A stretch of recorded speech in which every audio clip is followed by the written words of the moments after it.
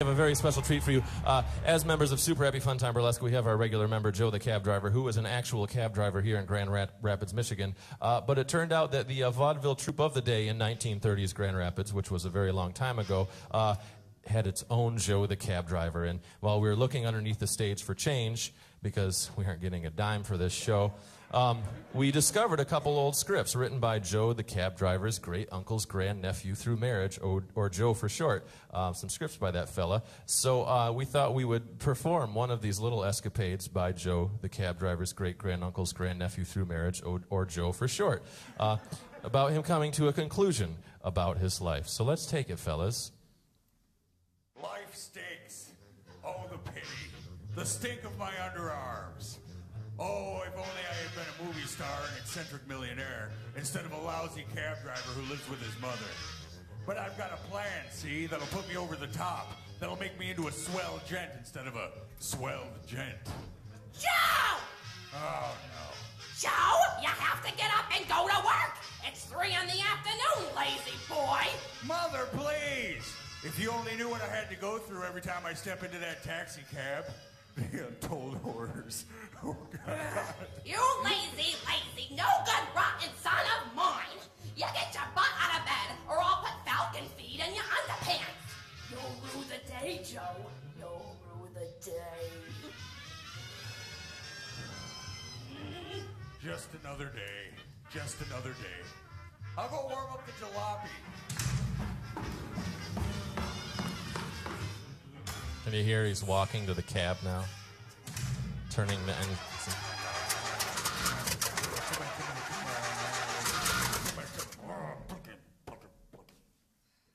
When are you gonna buy another taxi cab? I'm so embarrassed by that hunk of junk. Just as soon as we pay for your last operation. I'm gonna go feed the falcons now. Get out of here, go to work!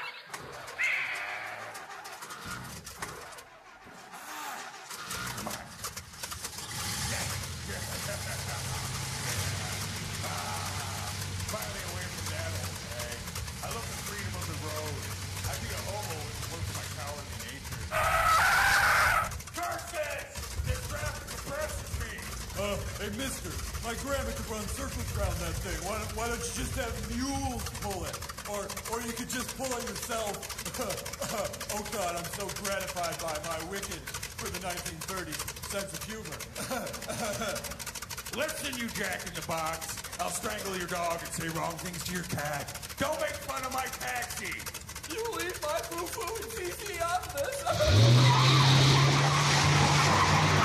Noodles, I'm going to be a big deal in this town. I'm a man with a plan. I've got youth, vigor, and Pepsi. Ah, Pepsi. The cola without the hard stimulants. Ah, product endorsement. We got to pay the rent somehow. This theater's expensive. Later that day. Breaker 19. Oops. Wrong era. Ha. Go pick up at the funny farm.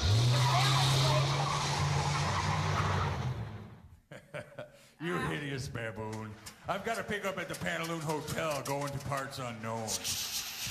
Hey, Joe. I got an idea. Why don't you go pick up at the Pantaloon Hotel? Going to parts unknown. You take all them credit, don't you? And half your pay. Why, I oughta... The old 1930s cab-like jalopy rolls up to the hotel. Excuse me, young fellow. My name is Gertrude Vanderhood. Take me to the moon. The moon costs double. That includes the tip. I'm an eccentric millionaire. I can afford it. I think I'll snap my suspenders and give you a body favor. How about I drop you off at the funny farm? How about you drop dead? Sounds good to me. I hate this job.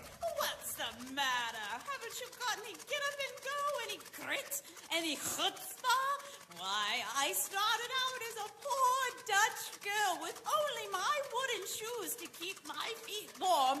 But I worked hard, saved my money, swindled a few poor widowers.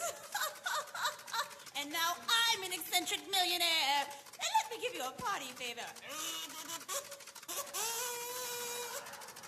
Now, take me to Woolworths. I want to buy a Dutch oven. Well, I've got an idea that just might get me over the top. I would like to franchise falconry shops throughout the United States. Well, do you have falcons? No. Well, have you ever handled a falcon? A falcon's popular with the kids these days. Why, yes. Putting trained falcons on your enemies is the latest craze. My mom does it to me all the time. All I need is startup money. Oh, well, want to know what I think of your idea? Sure. It's cuckoo! You should raise cuckoo birds. Why, I'll give you 50 cents to start you off. A predatory bird you are. I don't care. I'm an eccentric millionaire. I'm footloose and fancy-free. Crazier than Fibber-Murky. Everybody look at me. I'm an eccentric millionaire. Bravo, bravo. Thank you. Hey, where are we anyway? It's the funny farm, mister. Get out of my cab. Wait, why? You're the worst cab driver I've ever had! Tell that to these goons. Come here, you eccentric millionaire. You're going right to the rubber room.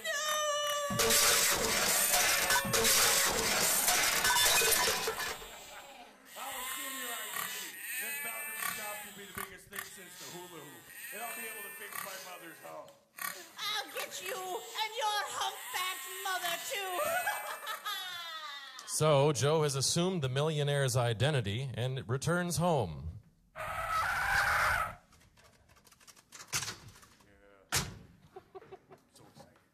So excited. Mom, I've got the money to fix your hump. I ain't got no hump, you moron, and I'll fix you good.